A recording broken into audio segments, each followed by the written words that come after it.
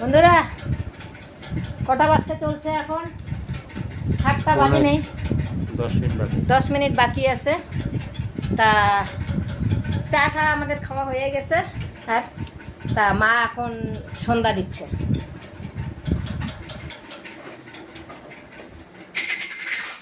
এই যে মা সন্ধ্যা দিচ্ছে।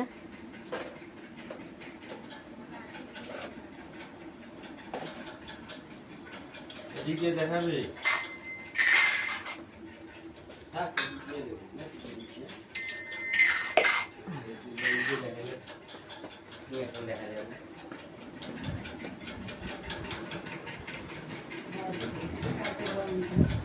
দিদির এই যে ভাত তো ডাক্তার দেখায় আসার পরে তো ভাত তো খাইলই না, অল্প একটু ডাল খেলো আর কি।